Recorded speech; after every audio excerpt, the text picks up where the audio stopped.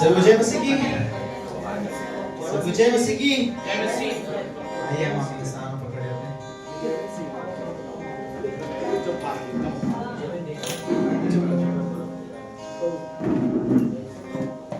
आइए हम आराधना में जाने से पहले अपने मनों को तैयार करते हैं।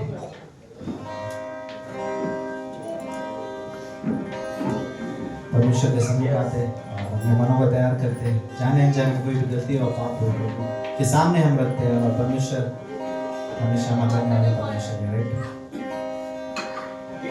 आइए हम प्रार्थना में जाते हैं। धन्यवाद प्रभु यीशु मसीह, इस खूबसूरत और अद्भुत समय के लिए सच्चे प्रभु यीशु मसीह, तो पवित्र परमेश्वर प्रभु यीशु मसीह, अनंतकारी प्रभु यीशु मसीह, इस समय प्रभु यीशु मसीह हम तेरे सम्मुख आना चाहते हैं प्रभु यीशु मसीह, तेरी आराधना तेरी बड़ाई करते हैं प्रभु यीशु मसीह। प्रभु यीशु मसीह, सच में प्रभु यीशु मसीह, जाने अनजाने में कोई भी गलती या पाप हुए आप हमें क्षमा करना प्रभु यीशु मसीह। सच में प्रभु यीशु मसीह, तेरा वचन कहता है प्रभु यीशु मसीह, यदि हम हमारे अपराधों को मान ले प्रभु यीशु मसीह, तो आप क्षमा करने में विश्वास योग्य और धर्मी है प्रभु यीशु मसीह। सच में प्रभु यीशु मसीह, तेरी महिमा हो प्रभु यीशु मसीह। प्रभु यीशु मसीह, इस समय प्रभु यीशु मसीह हम तुझे पहला स्थान देना चाहते हैं प्रभु यीशु मसीह। हमारे हर एक जरूरतों को प्रभु यीशु मसीह छोड़कर प्रभु यीशु मसीह हम तेरे सम्मुख आते हैं प्रभु यीशु मसीह। हम तेरे राज्य को खोज में प्रभु यीशु मसीह इस कमरे में आए हैं प्रभु यीशु मसीह।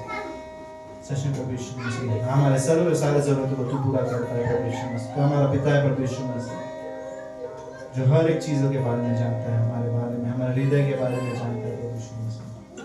सच में प्रभु यीशु मसीह, प्रार्थना करते हैं प्रभु यीशु मसीह, आराधना से प्रभु यीशु मसीह तेरी महिमा को जो तेरे नाम को ऊंचा उठाए प्रभु यीशु मसीह, तेरे नाम की बड़ाई करते हैं प्रभु यीशु मसीह।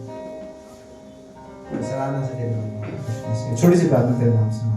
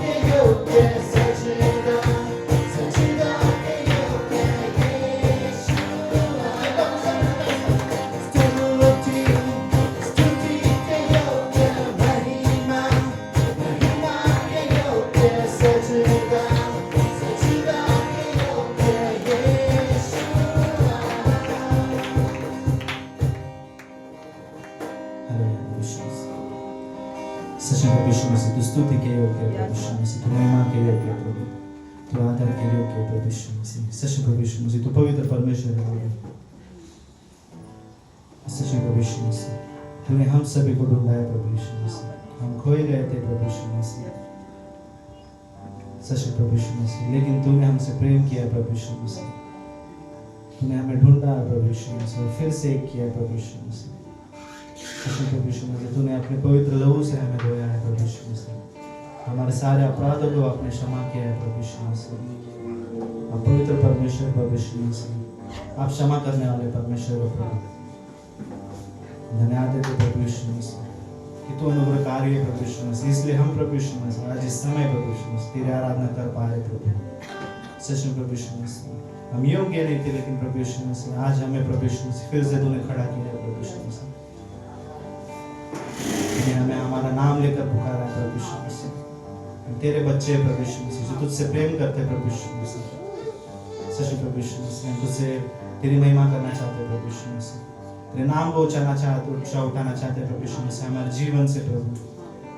ये जीवन प्रभु यीशु मसीह हम तेरे लिए जीना चाहते हैं प्रभु यीशु मसीह। सच में प्रभु यीशु मसीह, तेरी महिमा करें।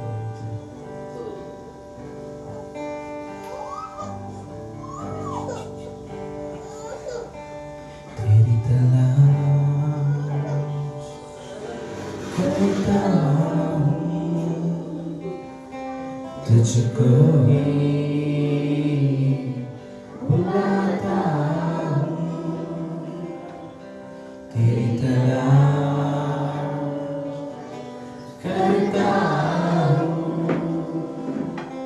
तुझको ही बुलाता हूँ। मेरी आवाज़ सुन ले तू, मेरी आवाज़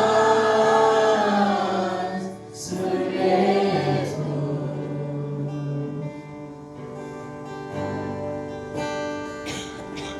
तू ही मेरी प्यार, तू ही है लगन,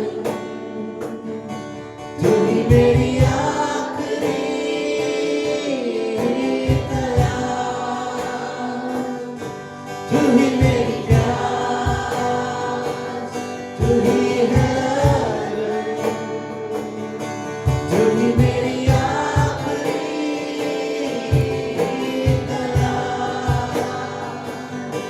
जैसे हिरनी जल के लिए, वैसा मेरा दिल तेरे लिए तरसे। जैसे हिरनी जल के लिए, वैसा मेरा दिल तेरे लिए तरसे। तेरी तलाश करता हूँ, तुझको ही बुलाता हूँ। मेरी आवाज़ सुन ले तू, मेरी आवाज़ सुन ले तू।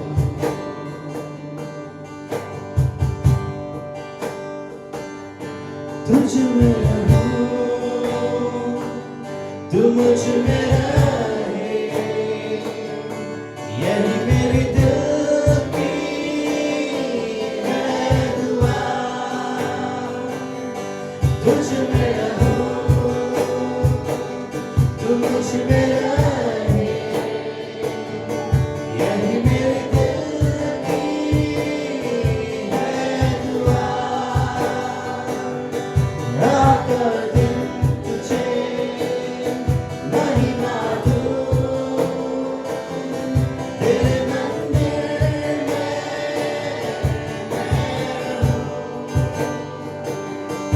आकर दिन तुझे महिमा दूं।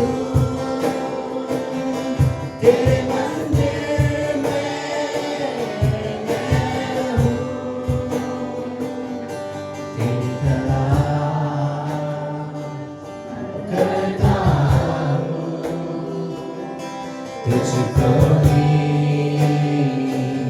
बुलाता हूँ, मेरी आवाज़ सुन ले तू, मेरी आवाज़ सुन ले तू।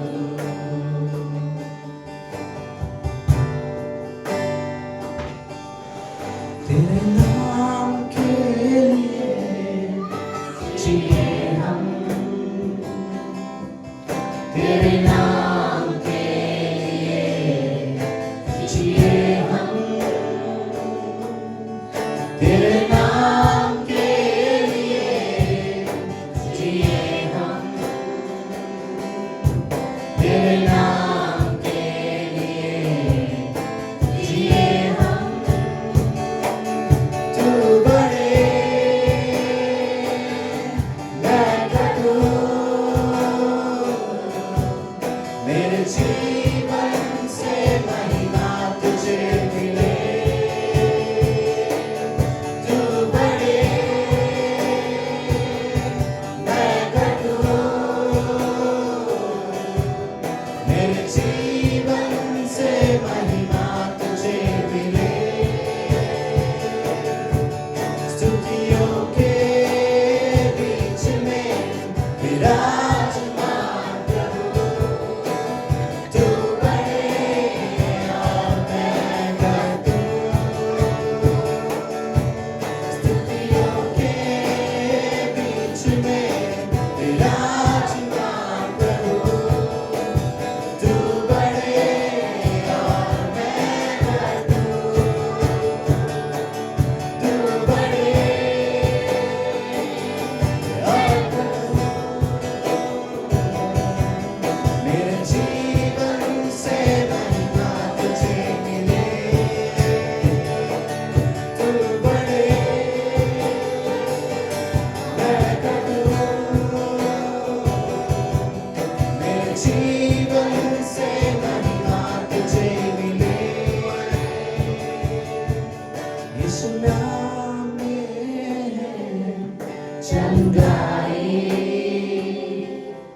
यीशु नाम में है रिहाई, यीशु नाम में है भलाई, यीशु नाम में है सच्चाई, यीशु नाम में है चंगाई, यीशु नाम में है रिहाई, यीशु नाम में है भलाई, यीशु नाम में है सच्चाई। तू बड़े मैं घटूं, मेरे जीवन से महिमा तुझे मिले। तू बड़े मैं घटूं, मेरे जीवन से महिमा तुझे मिले। तू मेरा है मैं तेरा हूँ, तू मेरा है मैं तेरा हूँ, तू मेरा है मैं तेरा हूँ, तू मेरा है मैं तेरा हूँ। है खुदा मेरे खुदा, मेरा जीवन तेरा खुदा है। खुदा मेरे खुदा, मेरा जीवन तेरा खुदा। तू बड़े मैं घटूं,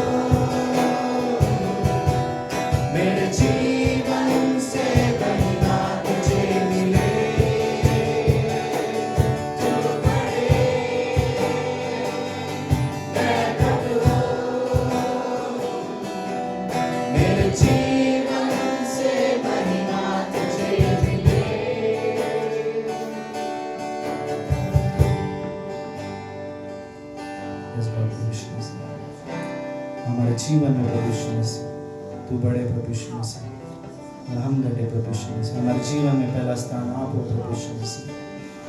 सच में प्रभु यीशु मसीह तेरी महिमा तेरी बड़ाई हो प्रभु यीशु मसीह। प्रार्थना करते प्रभु यीशु मसीह समय के लिए प्रभु यीशु मसीह समय में तू हम सभी से बातें कर। छोटी सी प्रार्थना तेरे नाम से मांगते हैं।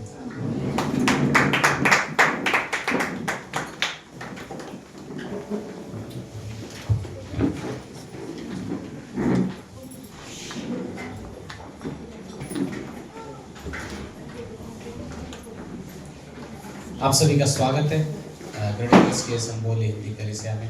आप सभी को धन्यवाद। अद्भुत आराधना थी, राइट। सो क्यों ना हम लोग इसी के साथ इस समय में प्रभु भोज में जाने वाले हैं। ये उन्हीं लोगों के लिए है जो यीशु मसीह पर विश्वास करते हैं। ठीक, सो आपके सामने यहाँ पर जस्ट हम लोग कुछ लोगों के लिए जो भी रोटी और जूस आएगा, हम क्यों ना अपने मनों को तैयार करें और उसी आराधना के उसमें हम अपने हृदय में प्रार्थना कर सकते हैं, अपने मन में प्रार्थना कर सकते हैं और अपने हृदय को तैयार करें। ये कोई ऐसी घटना नहीं है जो एक प्रथा के रूप में मना रहे हैं, लेकिन ये जानते हुए कि यीशु मसीह कौन है, उसने क्या कीमत चुकाई है हमारे लिए। जस्ट उस बात को याद करते हैं, उस घटना को याद करते हैं और प्रभु भोज में हिस्सा लेंगे। ओके, जिससे ये नए लोगों के लिए नहीं है, जो भी यीशु मसीह पर विश्वास करते हैं वो इसमें हिस्सा ले सकते हैं। अब ये गीत होगा और फिर हम एक साथ हिस्सा लेंगे।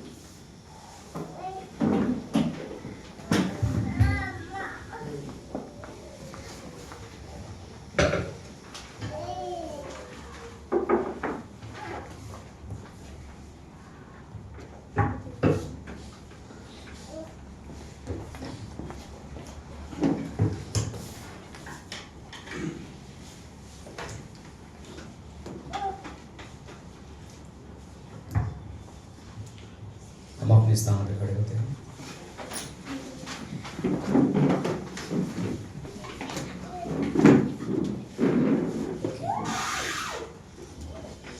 सो यीशु मसीह एक मकसद से इस धरती पर आए हम सब के बीच में, राइट। एक विश्वासी होने के नाते अब हमने जब यीशु मसीह पर भरोसा किया, विश्वास किया है, हम जानते हैं कि क्रूस की घटना, जो क्रूस पर कार्य उसने किया, वो कोई आम बात नहीं थी, राइट। इतिहास जैसा कार्य है वो आज भी क्योंकि हमारे लिए कार्य करता है, राइट। वो आज भी हमें एक नया जीवन जीता है, देता है। आज भी हम जानते हैं कि लाइक जैसे जो गीत था, यीशु मसीह का लहू बड़ा कीमती है, राइट। एक जस्ट तस्वीर जो हमारे हाथ में एक जूस है, एक ग्रेप जूस है, राइट। बड़ी तस्वीर को याद दिलाते हुए यीशु मसीह ने जो वेरी जस्ट छोटे से शब्दों में अगर हम कहें, क्रूस पर जाने से पहले यीशु मसीह ने बहुत सारे कार्य किए, और उसे पता था कि एक समय है जहाँ पर उसे वो प्याला उसे पीना पड़ेगा, वो कीमत उसे चुकानी है क्रूस पर। और अपने शिष्यों के साथ, मत्ती के 26वें अध्याय में वो अपने शिष्यों के साथ बैठता है और कहता है कि मेरे अंदर बड़ी बड़ी इच्छा है कि मैं तुम्हारे साथ एक भोजन करना चाहता हूँ। मानो एक सबसे बड़ी आनंद की बात इस समय ये होगी कि मैं संगति करना चाहता हूँ, मैं फेलोशिप करना चाहता हूँ, मैं अपना सिट विद यू पीपल, मैं आपके साथ बैठना चाहता हूँ और कुछ बातें कहना है, राइट। कोई बड़ा कार्य, कोई बड़ा चमत्कार या कोई बड़ा मुद्दा उसमें सामने नहीं रखा कि मेरे जाने के बाद क्या क्या तुम्हें करना है, बस संगति का आनंद। आई थिंक यही कारण था जिस वजह से उसने वो कार्य किया। इवन इब्रानियों का बड़ा अद्भुत तरीके से कहता है, इब्रानियों का 12 अध्याय 2 पंक्ति, यीशु को देखते हुए जो हमारे विश्वास का रचयिता है और संपूर्ण करता भी है, जो आनंद उसके सम्मुख रखा गया था, उस वजह से उसने क्रूस को भी सहा, शर्मनाक मौत को भी सहा, और पिता के दाहिने ओर उस सिंहासन पर जाकर वो बैठ गया। एक आनंद, हम थे उसके आनंद, राइट। और उस आनंद से, उस संगति के लिए उसने उस कीमत को चुकाया। और हम जानते हैं कि इस धरती पर उस पर जो कुछ भी है, वो कोड़े खाए, उसको मजाक उड़ाया गया, ठट्ठा उड़ाया गया, उसने क्रूस को कांटों का मुकुट ठहराया गया। मानो ये सब कुछ, किसी लेखक ने कहा था कि अगर मैं उस जगह पर होता तो मैं सोचता कि मैं उसे रोक सकूं, बट इस दुनिया में कोई व्यक्ति नहीं है कि वो उस कार्य को रोक सके, क्योंकि कोई अपने पाप की कीमत नहीं चुका सकता, बट उसने हमारे लिए किया जो उस पर भरोसा रखते हैं, राइट। उसने वो कीमत चुकाई और वो उसने सब कुछ सहा ताकि हम सब कुछ नया पा सके, राइट। वो दारिद्रता से होकर गुजरा ताकि हम धनी कहलाए गए। वो इस संसार में हमारे बीच में आया ताकि हमें स्वर्ग में हमारे अपने साथ लेकर चल सके। और आज भी हमारी बातों को, आज भी हमारे साथ है, वो हमारी उपस्थिति में है, राइट। थैंक यू गॉड कि हम इस जगह पर हैं, इस संगति में हम जुड़े हुए हैं, ये जानते हुए कि जो कीमत उसने क्रूस पर भले 2000 साल पहले चुकाई है, वो आज भी हमें जीवन देता है, वो आज भी हमें प्रेरणा देता है हमारे कार्यों के लिए, राइट। सो यीशु मसीह अपने शिष्यों के साथ बैठा और उसने 26वें अध्याय में 32 के जब खाना खा रहे थे, उसने एक रोटी का टुकड़ा लिया, ये याद दिलाते हुए, कहते हुए कि ये मेरा शरीर है जो तुम्हारे लिए दिया गया, राइट। हम इसे लेते हैं।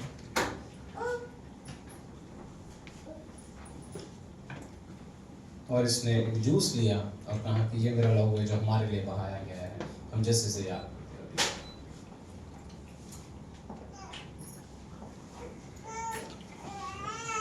धन्यवाद करते हैं, थैंक यू गॉड, सच में धन्यवाद। ये वो कीमत थी संसार में जो कोई नहीं चुका सकता था।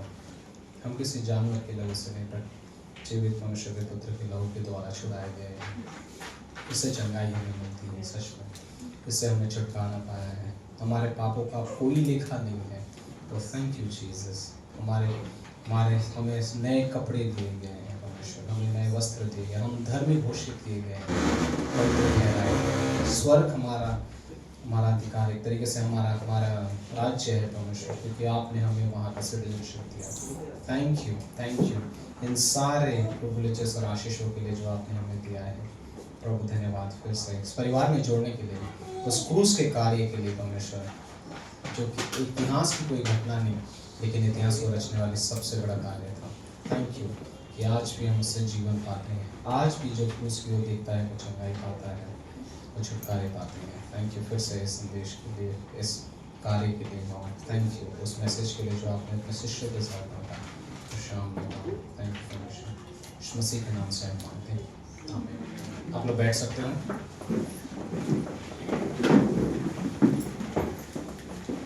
ओके, सो आप सभी का फिर से स्वागत है हम सभी के इस ग्रेट ग्रेस के अम्बोली कलीसिया में। आप अपने पड़ोसी को भी कह सकते हो thank you for coming. Right, कुछ नए शहर में हैं, राइट, धन्यवाद आने के लिए।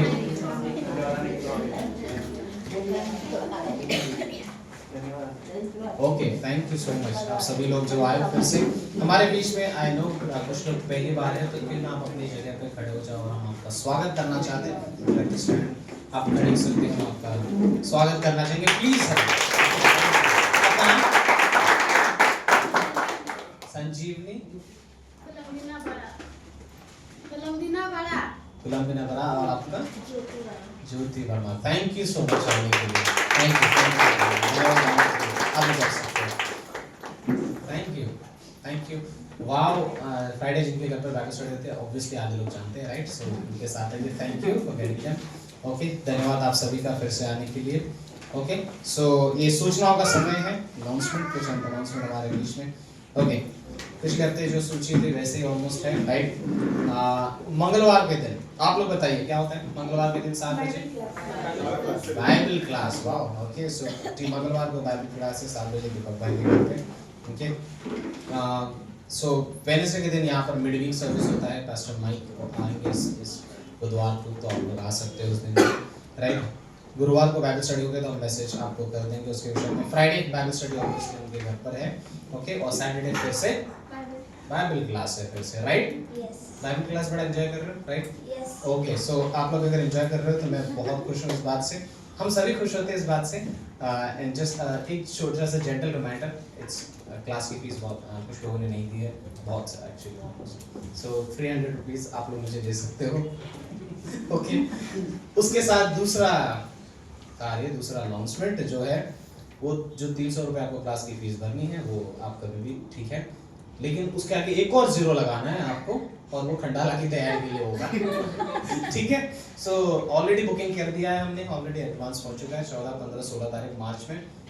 ठीक है, सो आप प्रेयर कीजिए, तैयारी कीजिए, जब वो 3 दिन वहाँ पर हम लोग के लिए रहेगा। सो फ्राइडे, सैटरडे, संडे 14, 15 और 16 तारीख को हम लोग वहाँ पर जाएंगे। ठीक है, ठीक है, और ठीक है, सारे खंडाला के लिए हम लोग ऑलमोस्ट 4-5 साल के बात कर रहे हैं, राइट। सो हम सभी लोग, हमें याद है पिछली बार कितना अच्छा समय गया था, और आशा रखते हैं इस बार भी रहेगा, right. So family of the week के लिए हम लोग संदीप भाई के फैमिली के लिए प्रार्थना कर सकते हैं, उनके 2 छोटे बच्चे हैं, राइट, उनके फैमिली क्या हो?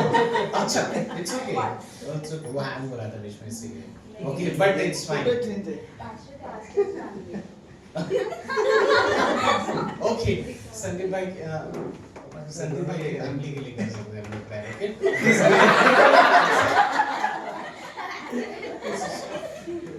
ओके, इट्स फाइन, हाँ, दोनों ओके, थैंक यू फिर से। सो प्लीज आप लोग प्रार्थना करते रहिए। क्लासेस बाइबल कॉलेज में जो भी आ रहे हैं प्लीज आते रहिए। आई थिंक एक वचन का विद्यार्थी बनना, स्टूडेंट बनना, और हम जितना जान सके हम जानते हैं कि आई थिंक हर कोई जो बाइबल कॉलेज का वो इतना जानता है कि हमें बैठने के बाद ज़रूर पता चलता है कि थैंक गॉड हम आए, क्योंकि हमने कुछ नया जाना है, राइट। बहुत सारे प्रश्नों के सवालों के जवाब वहाँ पर मिल जाते हैं। सो बाइबल कॉलेज और बाकी समय हम लोग मिलते रहेंगे, ठीक है। ओके, हम लोग इस समय में भेंट के लिए प्रार्थना करते हैं और फिर संदेश में जाएंगे। धन्यवाद देते हैं परमेश्वर के समय के लिए फिर से। थैंक यू हर कोई जो यहाँ उपस्थित है, खासकर नए लोगों के लिए भी आप हम सभी से बातें करना परमेश्वर। धन्यवाद देते हैं समय के लिए, दशमांश के लिए प्रार्थना करते हैं, आप हो जो हमें देते हो, और इसलिए हम आपके भवन में दे पाते हैं परमेश्वर। आप स्रोत हो, और हम आपको सिर्फ ये कहते हुए धन्यवाद देना चाहते हैं कि thank you Lord, thank you. आपकी आराधना करते हैं अपने देने से, अपने सुनने से आने वाले समय में। धन्यवाद देते हैं फिर से हर कोई जी में उपस्थित है। थैंक यू, धन्यवाद देते हैं मसीह के नाम से, आमीन।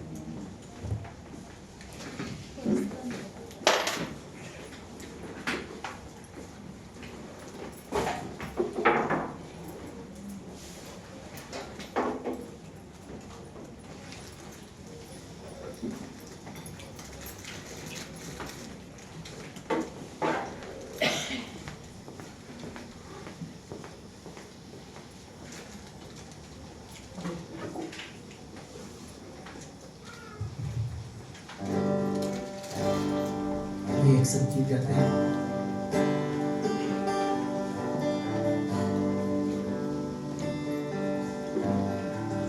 तुझसे ही प्यार है, तुझसे ही।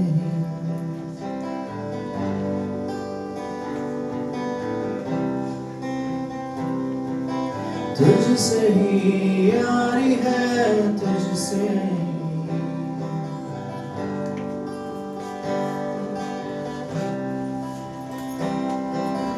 तुझसे ही प्यार है, तुझसे ही। तुझसे ही यारी है, तुझसे ही। तू ही मेरा पहला प्यार, तू ही मेरा सच्चा यार, तू ही मेरा पहला प्यार, तू ही मेरा सच्चा यार। तेरे आने का मुझको इंतजार,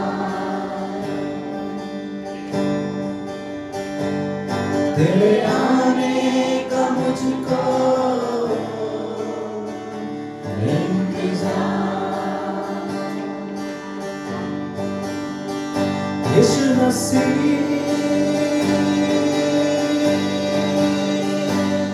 तेरे आने का मुझको इंतजार है। यीशु मसीह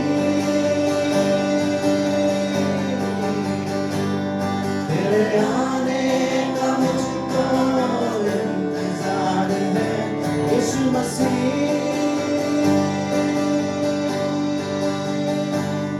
तेरे आने का मुझको इंतजार,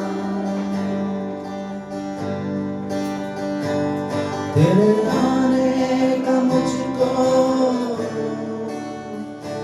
इंतजार।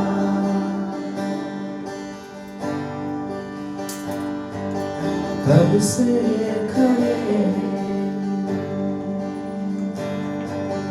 तैयारी करके, कब से खड़े हैं सज के संवर के।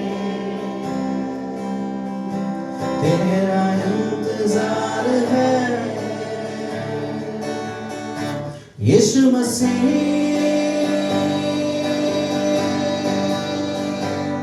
तेरे आने का मुझको इंतजार है। यीशु मसीह तेरे आने का मुझको इंतजार, तेरे आने का मुझको इंतजार।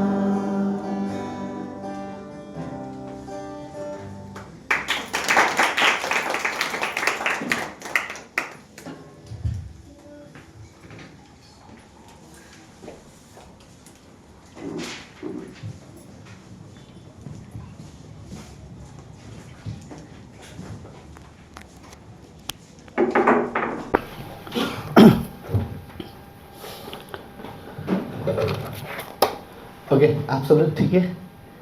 आप सब लोग ठीक हो?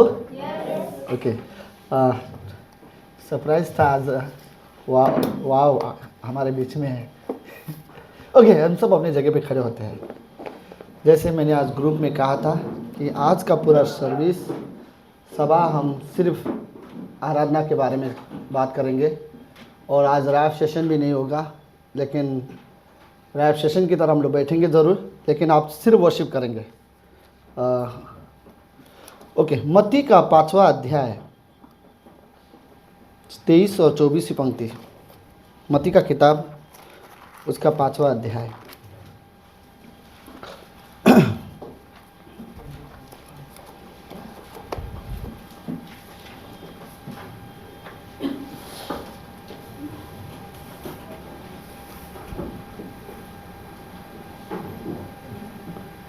दो तीन चीज़ें ऐसी है जो विश्वासी को हमेशा करते रहना चाहिए। एक परमेश्वर की आराधना, परमेश्वर से प्रार्थना, और परमेश्वर का वचन सुनना, राइट। आई थिंक इन तीनों चीज़ों के बगैर क्रिश्चियन लाइफ, विश्वासी जीवन जीना असंभव है।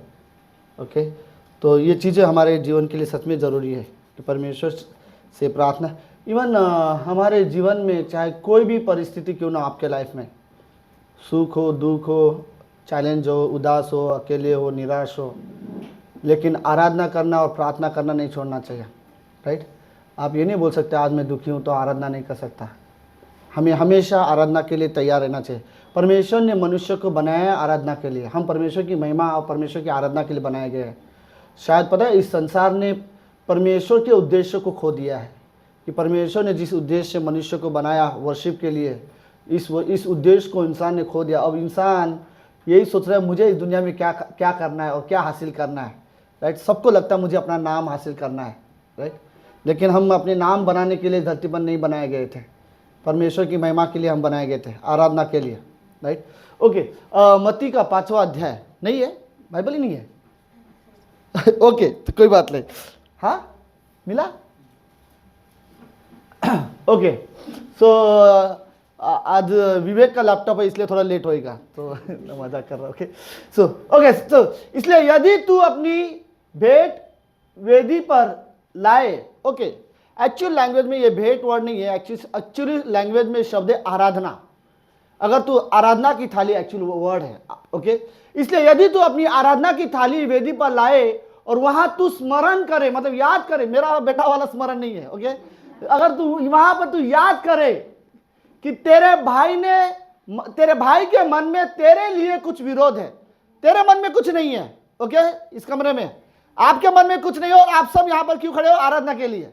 और परमेश्वर बोल रहे हैं आप सब आराधना के लिए आए हो, लेकिन आपके मन में कुछ नहीं है, लेकिन आपके भाई के मन में अगर कुछ है और आपको पता हो, ओके, तो बोलते हैं अगर तेरे भाई, तो जाकर पहले, वर्ड इंपॉर्टेंट है, ओके, जाकर क्या करना? सबसे पहले, ओके, अपने भाई से मेल मिलाप कर और तब आकर अपनी भेंट चढ़ा, मतलब तब आकर तू यहां पर आराधना कर, राइट। सो क्या ऐसे चीजें हो सकती है कि हम आराधना करना चाहते हैं लेकिन कुछ रुकावट हमें दिखाई देता है, ओके।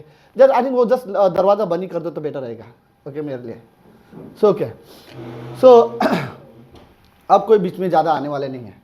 क्या हमारे लिए ऐसी चीज़ें हैं कि हम आराधना में खड़े हैं और कोई रुकावटें हैं, किसी भाई से नफरत है या कोई भाई हमसे नफरत करता है, हमारा जम नहीं रहा, हम एक दूसरे से बात नहीं कर रहे, एक दूसरे का चेहरा नहीं देखना चाहते, और कलीसिया में आकर फिर हम आराधना करना चाहते हैं। परमेश्वर बोलता है ओके रुक, जा पहले अपने भाई के साथ क्या कर? मेल मिलाप कर। हमारे मन में किसी के लिए बैर भाव है और हम आराधना के लिए आए हैं तो आराधना अच्छे से नहीं हो सकती है, राइट। तो इसलिए परमेश्वर बोलते हैं जा पहले मेल। हो सकता है कि हमारे बीच में वही प्रॉब्लम ना हो, कुछ और चीज़ें हो सकता है हमारे अंदर कुछ गलत आदत हो सकता है हमने कुछ गलत चीज़ें की हो, गलत निर्णय लिए हो, गलत डिसीजन या गलत परमेश्वर की नज़र में जो सही नहीं है वो चीज़ें हमने किए हो, और फिर हम आराधना के लिए आ रहे हो, तो शायद परमेश्वर चाहते नहीं, जा पहले उन चीज़ों को हमें ठीक करने की ज़रूरत है, राइट। लेट्स एक काम करते हैं, पहले हम वर्शिप करते हैं और एक गीत गाते हैं, ओके। हमारा राहुल बड़ा कभी भी तैयार रहता है, राइट। राहुल वो गाना कौन सा है? मेरी आशा वाला, राहुल को पता है सब गाना है, ओके। सब लोग ठीक है, तैयार है, ओके। मैं रियली नहीं चाहता यहाँ पर इस कमरे में कि हम सिर्फ आराधना करें, मैं चाहता हूँ सच में एक सच्ची आराधना हो, ओके। एक सच्ची आराधना जिसमें आपका मन पूरी तरह से परमेश्वर के बारे में सोच रहा हो, ना अपनी गलती के बारे में, ना अपनी किसी चीज़ के बारे में नहीं सोचना है, राइट। घर जाके क्या बनाना है, क्या पकाना है, राइट, कुछ मत सोचो, सिर्फ परमेश्वर के बारे में सोचो। इस कमरे में परमेश्वर है और आप हो और परमेश्वर की आराधना करते हैं, ठीक है। ये एक सॉन्ग गाते हैं, फिर उसके बाद हम मैसेज में आगे जाएंगे।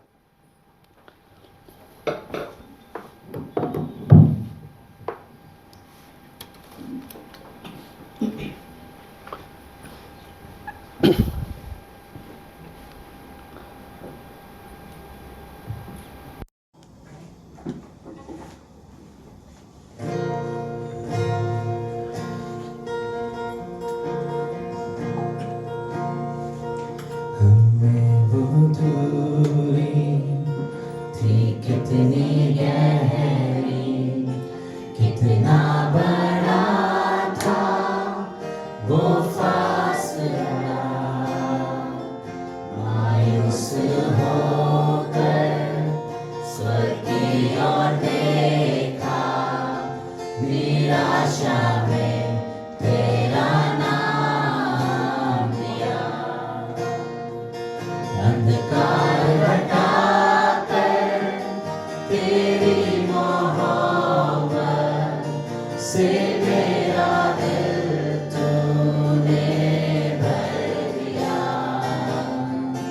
पूरा हुआ सब लिखा गया यीशु मसीह तू है आशा मेरी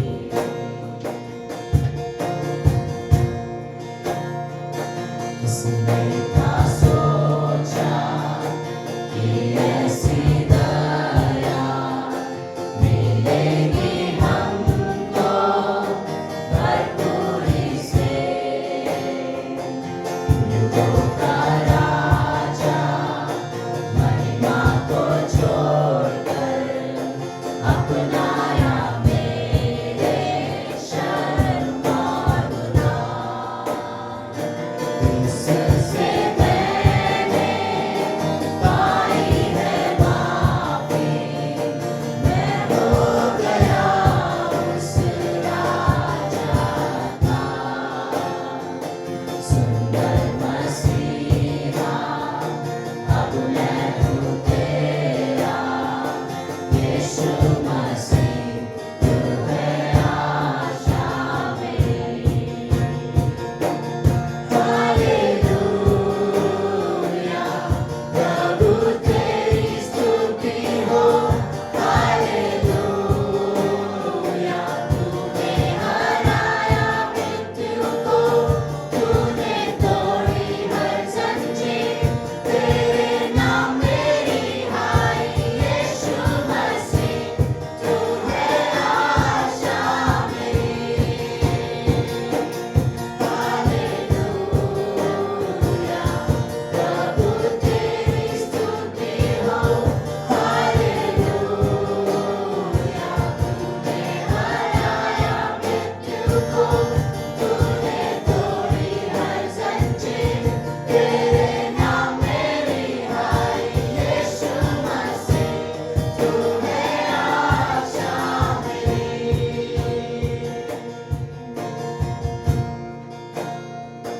आई वो सुबह वादा पूरा हुआ बेजान शरीर में फिर सांसें ली खामोशी में से तूने पुकारा कब्र तेरी जीत है कहा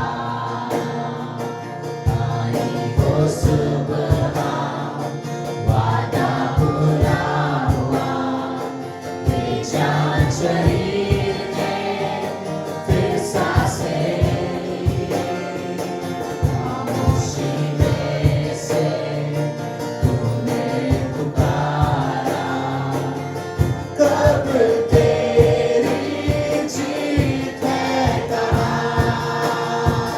ओ यीशुआ तेरी जय हो सदा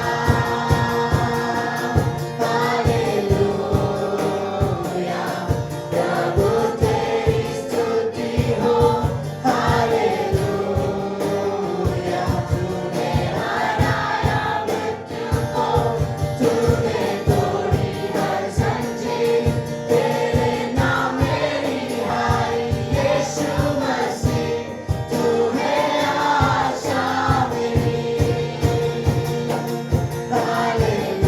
हालेलूया प्रभु तेरी स्तुति हो हालेलूया तूने हराया मृत्यु को तूने तोड़ी हर जंजीर तेरे नाम मेरी हाय यीशु मसीह तू है आशा मेरी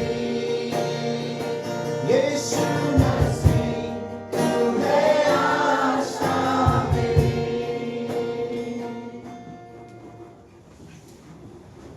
की प्रार्थना करें। प्रभु यीशु हम धन्यवाद देते हैं आज के दिन के लिए आज की शाम परमेश्वर हम रियली धन्यवाद देते हैं इस कमरे में हम हर एक विश्वासी आपकी आराधना करने वाले लोग हैं हम रियली धन्यवाद देते पिता हमने पाप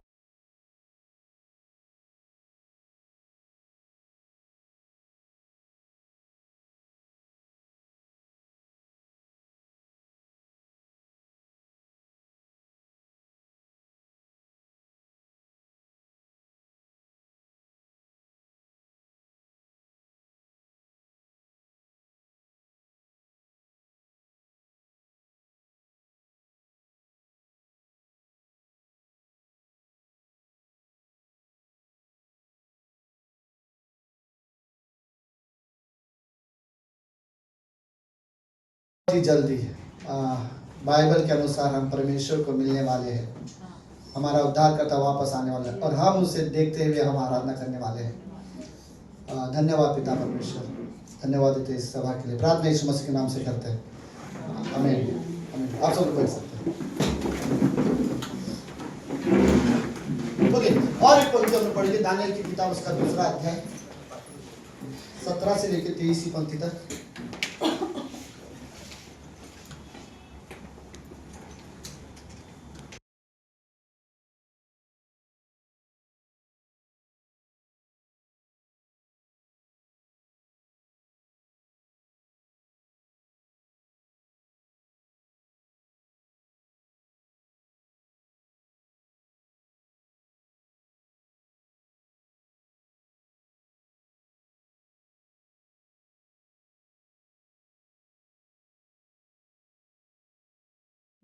अभी ऑन किया मैंने। ओके, आप सब लोग ठीक हो? ओके, दानिएल की कहानी में जाने से पहले ओके, आराधना के बारे में, ये सच में बहुत अच्छी बात है। परमेश्वर ने हमें उसकी आराधना के लिए बनाया है। आराधना सिर्फ गीत गाना नहीं है, गीत गाना आराधना का एक हिस्सा है, राइट। आराधना हमारे जो हम निर्णय लेते हैं वो भी परमेश्वर की आराधना के लिए हो सकती है। परमेश्वर का वचन सुनना आराधना है। परमेश्वर की आज्ञा का पालन करना भी आराधना है। परमेश्वर की योजनाओं को समझना, परमेश्वर की इच्छाओं को समझना और उसके अनुसार जीवन जीना भी आराधना है, राइट। सो खाली गीत गाना आराधना नहीं, परमेश्वर के सामने आना, परमेश्वर को धन्यवाद बोलना, ये सब आराधना है। एक्चुअली में आराधना की परिभाषा क्या है? ये जो वर्ड है वर्शिप, राइट। आराधना का एक्चुअल मतलब क्या है? पता आराधना का एक्चुअल मतलब क्या है? आराधना का मतलब ये होता है, अगर कोई हमारे लिए बहुत कुछ करता है, उसके बाद जब उसके कार्यों को देखकर हमें हमारे मन में उसे कुछ बोलने का जो शब्द निकलता है, उसके कार्यों को देखने के बाद हम धन्यवाद के लिए जो शब्द हमारे दिल से जो बाहर निकलते वो आराधना है, राइट। अगर परमेश्वर ने जो कुछ भी हमारे लिए किया है, उन चीज़ को हमारा अंदर जो बोलते ना, जो परमेश्वर ने किया वो तो हम नहीं कर सकते, लेकिन उसके लिए एक प्रतिक्रिया हमारे अंदर से निकलता है धन्यवाद के साथ। उस जो हमारे दिल से जो निकलता है उन चीज़ों को आराधना कहा जाता है, राइट। तो जो भी हम लोग गीत है, देखो मुझे अगर परमेश्वर की आराधना करनी है, अगर लेखकों ने गीत नहीं बनाया होता तो क्या करता था? पुराने ज़माने में कई सारे लोग हर कोई गीत नहीं बनाते थे, तो दाऊद क्या करता था? अपना गीत बनाता था, परमेश्वर के बारे में सोचता था, परमेश्वर के लिए जो शब्द बोलता था वही उसकी आराधना थी, राइट। और उसकी गीत बाद में लोग इस्तेमाल करते थे। ओके, सो दानिएल, शद्रक, मेशक, अबेदनेगो चारों जन एक जगह पे खड़े होकर यहाँ पर आराधना कर रहे थे। तो ये कहानी सुनो। तब दानिएल ने अपने घर जाकर अपने संगी हनन्याह, मिशाएल और अजरिया को यह हाल बताकर कहा। ओके, पीछे कहाँ गया? हनन्याह, मिशाएल और अजरिया कौन है? ये शद्रक, मेशक और अबेदनेगो। ओके, शद्रक, मेशक, इनका नाम इजराइल बाबुल देश में आने के बाद बदला गया था। असली नाम इन लोग के ये थे, हनन्याह, मिशाएल और अजरिया। ओके, अब दानिएल आके अपने दोस्तों को कुछ चीजें बताता है 18 पंक्ति में। इस भेद के विषय में स्वर्ग के परमेश्वर की दया के लिए यह प्रार्थना करो कि बेबीलोन के और सब पंडितों के संग दानिएल और उसके संगी भी नष्ट किए जाए। ओके, मैं आपको इसकी पूरी कहानी बताऊंगा, लेकिन अभी सिर्फ मेरे साथ रहो। ओके, 19 पंक्ति। तब वह भेद दानिएल को रात के समय दर्शन के द्वारा प्रकट किया गया। तब दानिएल ने स्वर्ग के परमेश्वर को यह कहकर धन्यवाद किया। और जो वर्ड धन्यवाद है, यह वर्ड है आराधना किया। ओके, तो उसकी आराधना ऐसी थी। 20 पंक्ति। परमेश्वर का नाम युगान युग धन्य हो, क्योंकि बुद्धि और पराक्रम उसी की। मुझे नहीं पता इस कमरे में परमेश्वर ने हमारे लिए कई सारी चीजें की है, लेकिन क्या कभी सीरियसली अकेले में घर में बैठकर आपने परमेश्वर की आराधना की है? लेकिन उस आराधना में हमारे कोई गीतों का कोई शब्द नहीं है। समझ आ रहे हो मैं क्या बोल रहा हूं? हम परमेश्वर की आराधना कर रहे हैं अपने घर में बैठकर। अगर परमेश्वर ने हमारे ऊपर कोई दया किया है, कोई अनुग्रह किया है, कोई आशीष दी है, तो जो धन्यवाद के लिए जो शब्द हम परमेश्वर को बोलते हैं कि वो शब्द का आराधना। अब इस चीज में दानिएल परमेश्वर की आराधना कर रहा है। ओके, समय और ऋतुओं को वही बदलता है, राजाओं का अस्त और उदय भी वही करता है, बुद्धिमानों की बुद्धि और समझ वालों को समझ भी वही देता है, वही गूढ़ और गुप्त बातों को प्रकट करता है। वह जानता है कि अंधियारे में क्या है और उसके संग सदा प्रकाश बना रहता है। लास्ट पंक्ति, हे मेरे पूर्वजों के परमेश्वर। ओके, ये परमेश्वर को धन्यवाद दे रहा है। मैं आपको बताऊंगा वो क्यों धन्यवाद दे रहा है।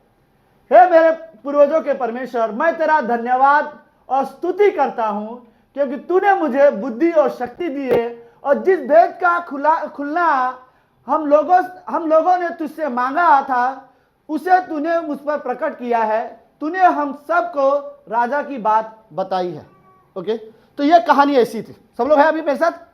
सुनो, बाबुल देश में राजा ने एक दर्शन देखा, और रात को सोया था, उसने एक दर्शन देखा, और वो दर्शन देखने के बाद वो राजा बहुत डिस्टर्ब हो गया, वो निराश हो गया। होता है कभी कभी आप कोई ऐसे सपना देखते हो कि आपका मूड उठते हो तो आप सच में उदास हो जाते हो, लेकिन वो सिर्फ सपना था। लेकिन बेबीलोन के राजा ने जो दर्शन देखा था, बाबुल के राजा ने, वो सपना एक रियल था। रियल मतलब वो उसके जीवन से कुछ तो उसके जीवन के लिए एक संदेश था उसमें। तो इस राजा ने क्या कहा, इस राजा को क्या लगा पता है, अगर मैं बोलूंगा मैंने एक सपना देखा ऐसा ऐसा, तो सारे जितने भी पंडित लोग आ जाते हैं और फिर अपने अपने हिसाब से जवाब दे देते हैं, और फिर जब तक वो सही हो या जब तक गलत हो तब तक वो बच जाते हैं। तो इस वक्त मैं ऐसा मौका नहीं दूंगा। तो राजा बोलता है जितने भी लोग हैं जो भविष्यवाणी करते हैं, जो भी दर्शन बताते हैं, सारे लोगों को बुलाओ। हमारे देश में जितने भी लोग हैं, चाहे वो कोई भी हो, तो सबको बुलाया गया। और सबको बुलाया गया तो अब समझो आप सब लोग वो पंडित लोग हो, सब लोग, ठीक है। तो राजा के सामने इतने पंडित लोग आए। अब राजा बोल रहा है मैंने एक सपना देखा है और उस सपने के वजह से मैं बहुत उदास हूं। अब आप लोग को मेरा एक काम करना है, मुझे उस सपने का मतलब बताओ। तो दो लोग खड़े होकर बोलते हैं राजा हम लोग बताने के लिए तैयार है, आप सिर्फ सपना बताओ। राजा बोलता है नहीं, मैं सपना नहीं बताऊंगा। अगर सच में आपका परमेश्वर के द्वारा दिया हुआ ज्ञान है और बुद्धि है तो मुझे सपना बताने की जरूरत नहीं, आप मुझे सपना भी बताओ और मेरा सपने का मतलब भी बताओ। अगर मैं सपना बताऊंगा तो आप अपने हिसाब से कोई भी मतलब बताओगे, और जब तक वो पूरा होने का मैं इंतजार करूंगा तब तक आप बच जाओगे। उसने कहा पहला काम मेरा सपना बताओ, मैंने क्या देखा, और बाद में मुझे मतलब बताओ। अगर नहीं बता सकते तो आप सब मार दिए जाओगे। आप सब लोग हैं ओके? अगर नहीं बता दिए जाओगे, आप लोग समझ रहे हो कहानी? थोड़ा कंफ्यूजन है। राजा ने सपना देखा और उसके सपने का मतलब चाहिए, लेकिन सपना क्या है राजा बताने के लिए तैयार नहीं है। हमारा राजा सुमित है, ओके? तो अब हुआ ये, ये सारे लोग हैं। अब सारे लोग ने पता है क्या प्लान किया? बोलता हम सब तो मरने वाले हैं, क्योंकि राजा सपना तो नहीं बता रहे हैं। एक काम करते हैं, दानियल और उसके दोस्त क्यों बचे, उनको भी इसमें शामिल करते हैं। तो कुछ लोगों ने राजा को उनका नाम भी बता दिया और राजा को उसको भी राजा के सामने पेश करा दिया गया।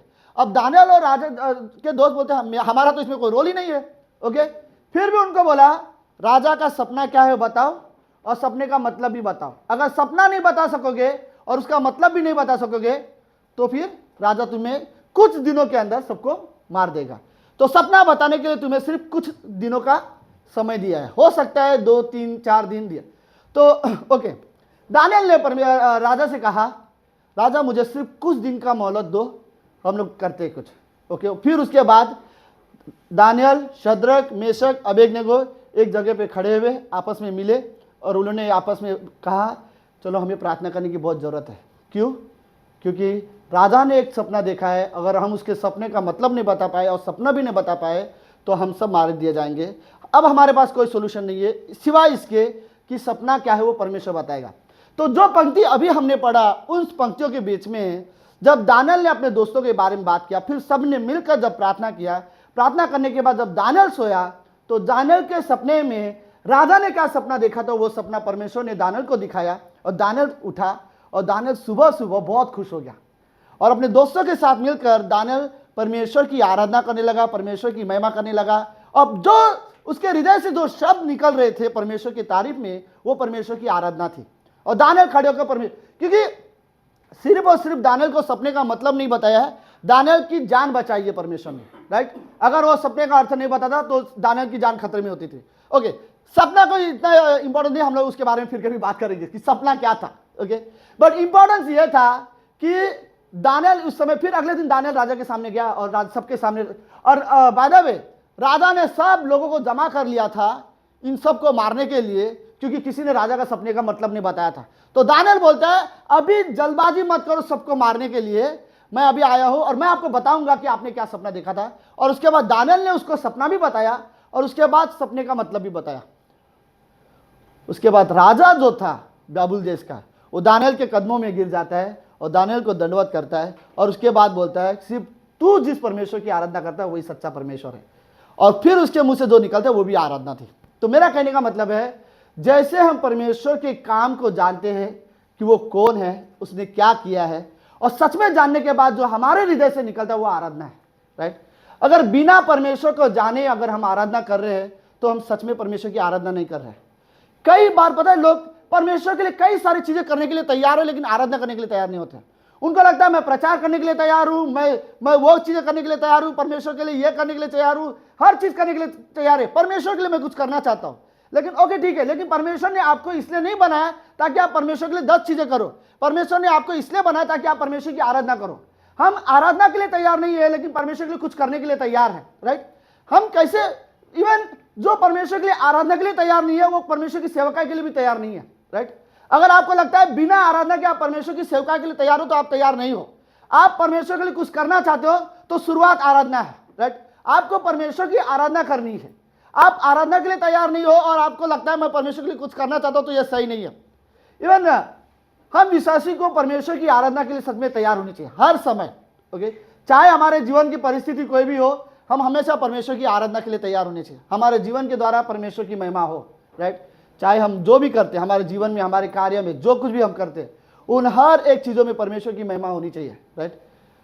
बाइबल में कुछ लोगों ने बड़े ऐसा नहीं कि हर बार आराधना इतनी आसान नहीं थी। बाइबल में कुछ लोगों ने उस समय में आराधना किया जिस समय ऐसा देख के लगता था कैसे तुम करते हो। उदाहरण के लिए अय्यूब के जीवन को हम सब लोग जानते हैं, राइट।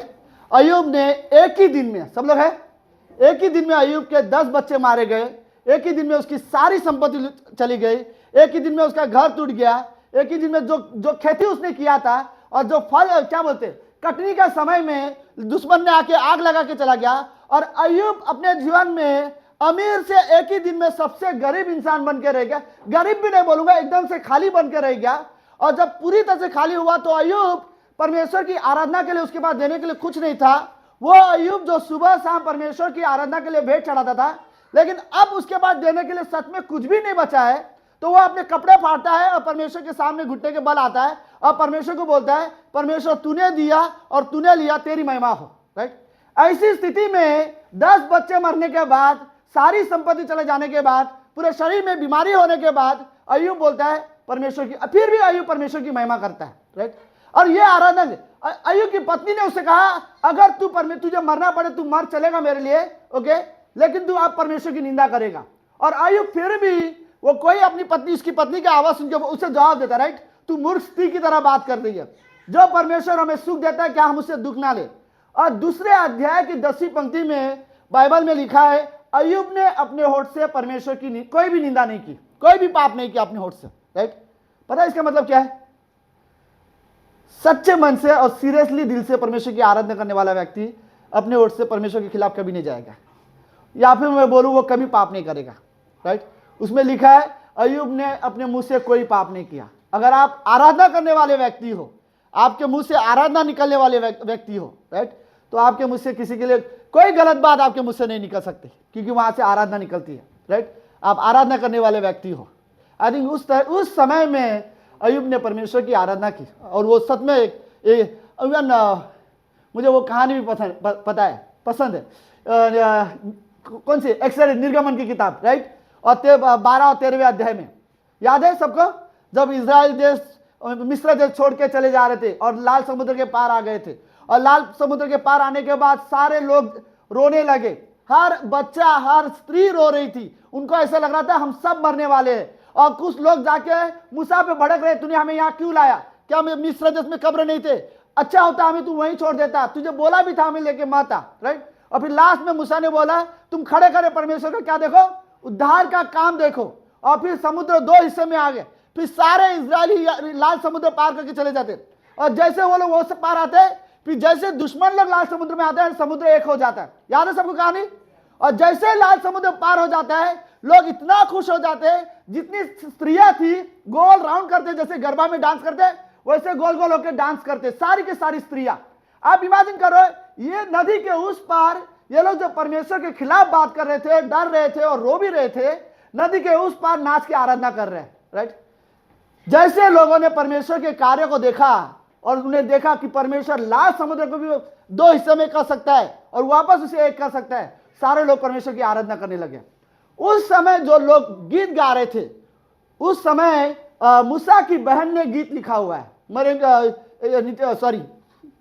निर्गमन की किताब में, ओके। उसके बाद मूसा की बहन ने वहां पे गीत लिखा है, वो इसलिए क्योंकि उन्होंने परमेश्वर की महिमा को देखा है, राइट। सुनो, जो विश्वासी अपने जीवन में आराधना के लिए तैयार नहीं है, वो अपने जीवन में परमेश्वर की उपस्थिति को कभी अनुभव नहीं कर सकता, ओके। समझ रहे हो मैं क्या बोल रहा हूँ? अगर आप आराधना नहीं करते तो परमेश्वर की उपस्थिति का आप कभी अनुभव नहीं कर पाओगे। आपको कैसे एक्सपीरियंस, आप कैसे अनुभव कर पाओगे परमेश्वर के प्रेजेंस को, अगर हम आराधना के लिए तैयार नहीं है? सच में परमेश्वर की उपस्थिति को अनुभव करना है, आराधना करो, राइट। आराधना के बीच में हम परमेश्वर की उपस्थिति को अनुभव कर पाएंगे कि परमेश्वर कितना अच्छा है, राइट। आई थिंक किसी को लगता है कि आपको आराधना के लिए कोई चीज़ें नहीं है, कोई पॉइंट नहीं मिल रहा, ठीक है, याद रखो। आई थिंक याद रखो वो क्रूस की घटना, राइट। उसके हाथ में जो कीले ठोके गए थे, आप रियली इमेजिन कर रहे हो? क्या आपके हाथ में किसी के लिए कभी कोई कीले खाने के लिए तैयार हो गया आप, राइट? क्रूस पर कोई आपको लटकाए, आपके लिए नहीं, किसी और के वजह से आपको लटकाया जाए, आप तैयार हो गए? यीशु मसीह हमारे पापों के लिए क्रूस पर लटकाया, उसके हाथों में कीले थे, राइट। कीले मार दिए गए थे, वहां से लगातार खून बह रहा था, राइट। यीशु मसीह के पाँव में भी कीले थे, उनके सिर में कांटों का मुकुट था, उनके चारों तरफ से लहू बह रहा था, और आखिरी में प्रभु यीशु मसीह मरा कि नहीं मरा देखने के लिए वो लोग ने छाती पे, फसली पे उसके भाला घुसा दिया था, राइट। और वो सब कुछ यीशु मसीह जो कर रहा था वो हमारे लिए था। अगर वो उसके उस लहू के वजह से, उस तरह से प्रभु यीशु मसीह का अपमान सहने के वजह से और मरने के वजह से यदि हमारा उद्धार हुआ है, तो हमने यीशु मसीह के कार्य को सच में जाना है, उसने क्या किया है। उसके बाद जो हम करेंगे परमेश्वर के लिए या जो बोलेंगे वो आराधना है, राइट। हमें सच में परमेश्वर की आराधना करनी सीखनी चाहिए, ओके। किसी प्रचारक ने ये स्टेटमेंट बोला था कि बड़ा अच्छा स्टेटमेंट बोला था कि अगर आपको आराधना बोरिंग लगती है तो प्रार्थना करो आप स्वर्ग ना जाओ, क्योंकि स्वर्ग में तो 24 घंटा आराधना होने वाली है, राइट। और बट ये सवाल ये है, विश्वासी को आराधना क्यों बोरिंग हो सकती है, राइट। हमारे लिए कैसे आराधना बोरिंग नहीं हो सकती, राइट, कि हम परमेश्वर की आराधना करना हमारे लिए बोरिंग हो, ये हो ही नहीं सकता। आई थिंक डेविड जर्माया ने एक स्टेटमेंट बोला है उसकी किताब में। डेविड जर्माया बोलते हैं कि ओके डर गया सब लोग, ठीक हो? कुछ नहीं, हमारे चिल्ले पार्टी है, आप सब लोग ठीक हो? ओके, और 10 मिनट सुन सकते हो? 10 मिनट भी नहीं, 6-7 मिनट मेरे घड़ी के हिसाब से, ओके। और 6 minute, okay, 6-7 minute. David Jeremiah ने एक वर्ड बोला, बोलता है वो शब्द कैसा है, हम उस परमेश्वर की आराधना करते हैं जिस पर हमें भरोसा है, और जिस पर हमें भरोसा है उसको हम अच्छे से जानते हैं, राइट। हम जिस परमेश्वर की आराधना करते हैं हमें उस पर भरोसा है, और हमें जिस पर भरोसा है उसे हम अच्छे से बिना जाने हमने परमेश्वर पर भरोसा नहीं किया है, और हमने भरोसा किया है तो हम उसकी आराधना भी करते हैं, राइट। आई थिंक हमें रियली ज़रूरत है कि हम परमेश्वर की आराधना करने सीखें।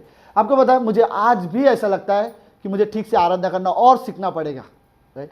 हफ्ते में 20 मिनट ही हमारे कलीसिया में वर्शिप होता है, लेकिन क्या हफ्ते में 20 मिनट वर्शिप करना काफ़ी नहीं है? नहीं, ये काफ़ी है, राइट। हमें परमेश्वर की सच में आराधना करने की ज़रूरत है। हमें पता नहीं कैसे, आप हर एक इंसान को तरीका ढूंढना पड़ेगा, बट मुझे मेरे जीवन में परमेश्वर की महिमा करनी है, क्योंकि परमेश्वर ने हमें उसकी महिमा, उसके लिए, उसकी आराधना करने के लिए बनाया गया है, राइट। और आराधना करना कोई बोरिंग नहीं है, हम इंजॉय कर सकते हैं परमेश्वर। जैसे जैसे आप परमेश्वर के बारे में सोचोगे, उसको जानोगे, वैसे वैसे आराधना फिर अपने आप निकलेगा, राइट। आप मत सच्ची बोलो, आप सिर्फ परमेश्वर के बारे में सोचना शुरू करो, फिर जो शब्द आपके अंदर से आएंगे वो आराधना है। अब परमेश्वर के बारे में सोचने के बाद कोई भी परमेश्वर के बारे में बुरा तो नहीं बोल सकता, राइट। परमेश्वर के बारे में सच में सोचेंगे, उसने क्या किया है, वो कौन है, वो कितना हम पर अनुग्रह करता है, कितना उसने हम पर दया की है, उसने हमसे कितना प्रेम किया है, हम सच में अनुभव करेंगे इन चीज़ों को, तो हमें आराधना करना अच्छा लगेगा। हमें ऐसा लगेगा कि नहीं, हमें परमेश्वर की और आराधना करनी है। दाऊद ने एक बार आराधना की थी और उसकी आराधना मुझे बहुत अच्छी लगती। पता है, दाऊद की आराधना क्या थी? सुनो, दाऊद ने अपने जीवन में बहुत बड़ा पाप किया था, और वो पाप था बत्सिबा के साथ उसने व्यभिचार किया। और उसने उस व्यभिचार के बाद उसको लगा कि मेरा नाम खराब हो जाएगा, क्योंकि बत्सिबा प्रेग्नेंट हो गई थी। सुनो कहानी, ओके। फिर उसके बाद उसने सोचा कि बत्सिबा के हस्बैंड को मरवा देना अच्छा रहेगा, वरना मैं फंस जाऊंगा। तो उसने बत्सिबा के हस्बैंड को मरवा दिया। फिर दाऊद ने व्यभिचार करने के बाद दूसरा पाप किया, उसने खून किया अपने दोस्त का। वो उरिया उसका खास दोस्त था। 36 दोस्त थे बाइबल में दाऊद के, उसमें से उरिया एक खास दोस्त था। उसने अपने ही दोस्त की बीवी के साथ गलत संबंध रखा और बाद में अपने दोस्त को उसने जान से मरवा दिया। सुनो, फिर उसके बाद उसको लगा मैंने सब कुछ ठीक कर दिया है, तो उसने सबके सामने कहा कि उरिया की पत्नी को मैं अपना लेता हूं, अब वो विधवा हो चुकी है, राइट। तो सबको लगा कि दाऊद ने बहुत अच्छा काम किया है कि उसने एक विधवा को सहारा दे दिया है, राइट। दाऊद ने अपनी दोस्त की पत्नी को सहारा दिया। सबके नजर में किसी को असलियत नहीं पता, सबके सामने कहानी बहुत अच्छा बन गया। लेकिन नातान नबी ने आया, नातान नबी ने कहा दाऊद तूने परमेश्वर की नजर में पाप किया है, जो तूने किया वो बहुत गलत किया है। फिर उसके बाद दाऊद पछताया, दाऊद को बुरा लगा कि जो उसने किया वो गलत किया है। लेकिन उसके बाद 1 साल तक वो ये गलती कर रहा था। उसके बाद जब बत्सिबा प्रेग्नेंट थी, जब वो बच्चा पैदा हुआ, वो बच्चा बीमार हो गया। और वो बच्चा बीमार होने के बाद दाऊद प्रार्थना कर रहा था कि ये बच्चा ठीक हो जाए। दाऊद ने खाना पीना छोड़ दिया और वो प्रार्थना कर रहा था उसका बच्चा ठीक हो जाए। फिर भी उसका बच्चा ठीक नहीं हुआ, और आखिरी में इसको न्यूज आया कि दाऊद का जो बेटा था वो मर गया। वो मरने के बाद, उसका फ्यूनरल होने के बाद दाऊद अपने घर में गया, दाऊद ने नहाया, दाऊद कपड़े बदलता है, फिर खाना खाने बैठता है और खाना खाने लगता है। फिर दाऊद के सिपाही देख के बोलते हैं ये क्या कर रहा है ये आदमी, राइट। जब तक बच्चा बीमार था ये बहुत दुखी था, मरने के बाद और ये कैसे ऐसे तैयार होकर खाना खा रहा है। फिर उसके दोस्तों ने आके उससे पूछा दाऊद क्या हुआ, पता तो है ना कि तेरा बेटा मर चुका है? उसने बोला हाँ मुझे पता है मेरा बेटा मर चुका है, अब उसके लिए दुखी होकर कोई मतलब नहीं, अब वो मेरे पास नहीं आ सकता, लेकिन एक समय होगा कि मैं जरूर उसके पास जाऊंगा, तो उसके लिए मैं आज दुखी नहीं होऊंगा। फिर उसके बाद दाऊद वापस परमेश्वर के भवन में गया, और उसके बाद हमेशा की तरह जैसे वो वर्शिप आराधना करता था, वो वापस पहले की तरह आराधना करने लग गया। और जो गलती की वजह से जो परिणाम था उसने एक्सेप्ट किया कि वो मेरी गलती थी, राइट। लेकिन उसके बाद उसने, सुनो, बत्सिबा के साथ उसकी जो 1 साल की जो गलती थी, वो गलती में वो परमेश्वर की आराधना करना भूल गया था। लेकिन जब से उसकी गलती के उसको सजा भी मिल गई, तो वो बोलता है जो गलती थी उसकी सजा हो गई है, उसको छोड़ो, अब मुझे वापस आराधना वाले जीवन में जाना है। और फिर वापस परमेश्वर के भवन में गया और वो आराधना करने लगा, और वो आराधना अच्छी थी बाय द वे, राइट। आप गलत हो इसलिए अगर आप आराधना नहीं कर रहे तो ये अच्छा नहीं है। पास्टर शालर ने एक बार बड़ा अच्छा एक वर्ड बोला था, जब वो नए नए ग्रेटर कलीसिया में आए थे। डॉक्टर स्टीवन पुलपिट से मैसेज प्रीच कर रहे थे, वर्शिप चल रहा था, और वर्शिप के बीच में सारे लोगों ने, वर्शिपर ने कहा कि अपने हाथ उठाओ और परमेश्वर की आराधना करो। तो सारे लोग हाथ उठा कर आराधना कर रहे थे। पास्टर शालर को बुरा लग रहा था, क्योंकि उस हफ्ते में शायद पास्टर शालर ने कोई तो गलत काम किया था, मतलब कुछ तो मिस्टेक होता है, सबसे छोटी छोटी मिस्टेक होती है। तो उनको लगा मैं इतना अच्छा नहीं हूं कि यहाँ पर प्रभु के भवन में आके हाथ उठाओ और आराधना करूं, तो वो अपने हाथ नीचे रखने लगे। फिर डॉक्टर स्टीवन सामने आए माइक लिए आराधना के बीच में। डॉक्टर स्टीवन बोलते हैं अगर कोई गलती भी तुमसे हुआ हो या कोई भूल भी हुआ हो तो भूल जाओ, परमेश्वर के भवन में है, अपना हाथ उठाओ और आराधना करो। उसके बाद पास्टर शालर ने अपना हाथ उठाया और फिर आराधना करने लगा, राइट। कि कई बार ऐसा लगता है हम गलत है, हम आराधना नहीं कर सकते। एक्चुअली ये गलत है। अगर आपको लगता है कि आपकी कुछ गलतियों की वजह से आपको आराधना नहीं करनी चाहिए तो यह गलत है। आपको तो पहले से ज्यादा आराधना करना चाहिए ताकि आप परमेश्वर के और करीब आ सको। सुनो, जब आप परमेश्वर के करीब आओगे वही है जो आपको बदल सकता है। जैसे मैंने शुरुआत में कहा था, राइट, इस संसार के लोगों ने परमेश्वर की आराधना करना खो दिया।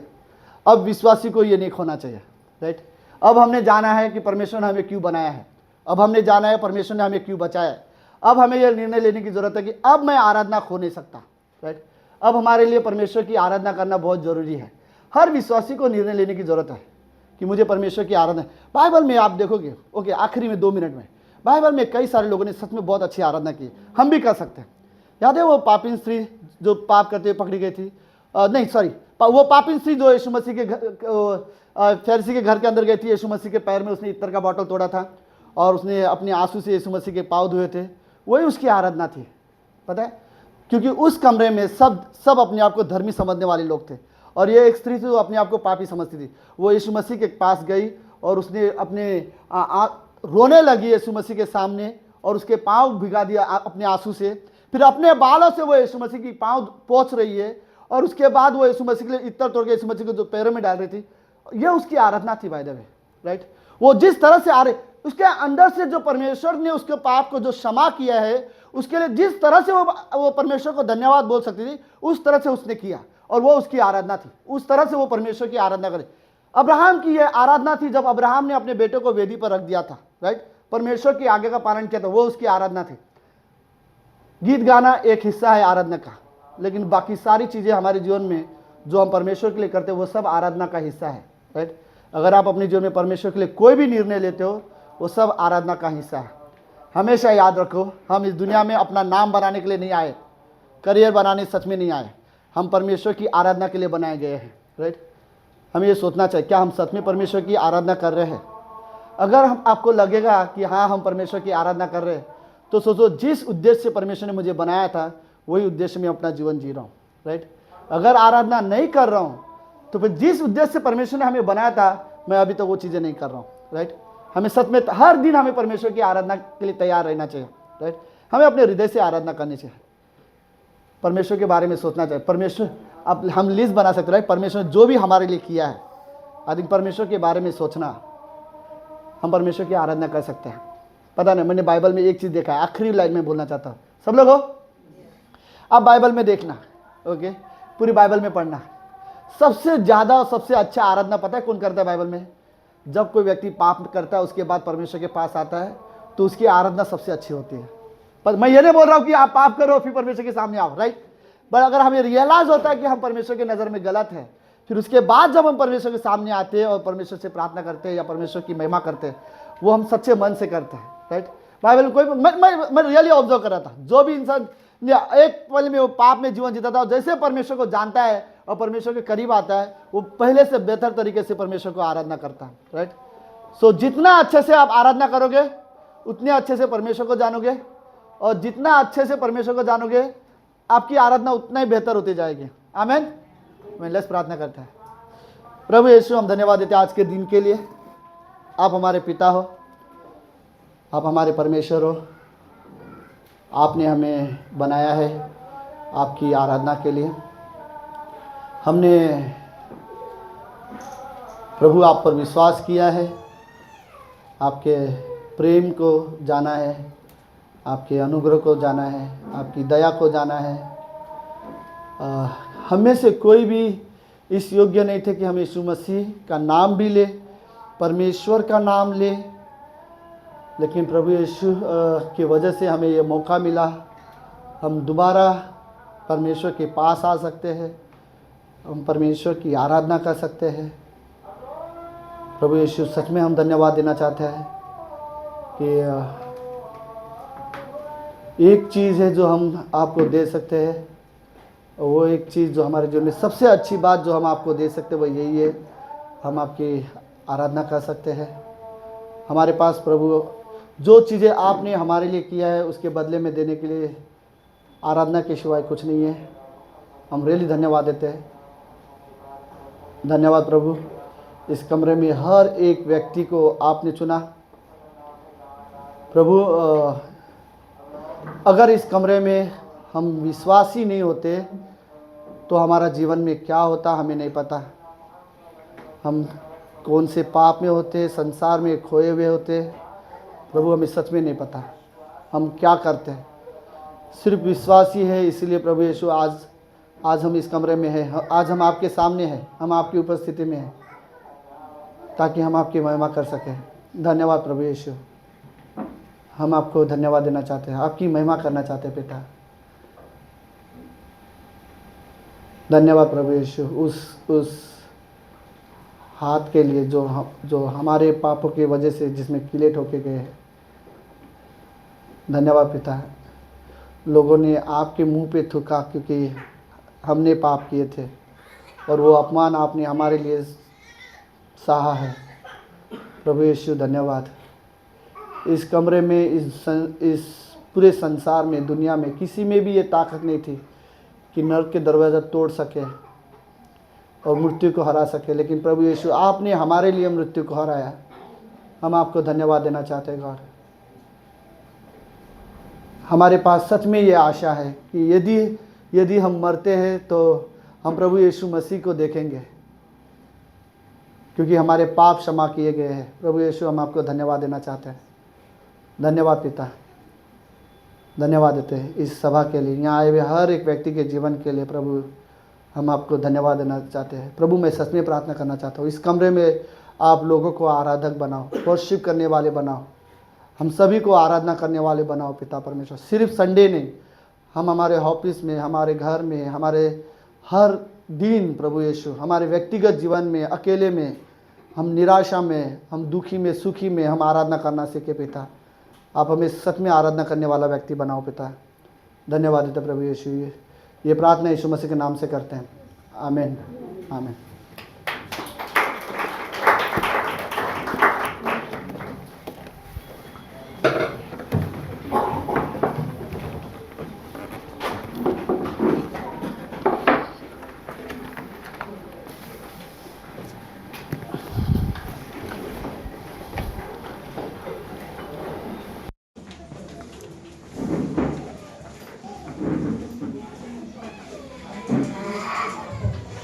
आइए अपने स्थान पर खड़े होते हैं।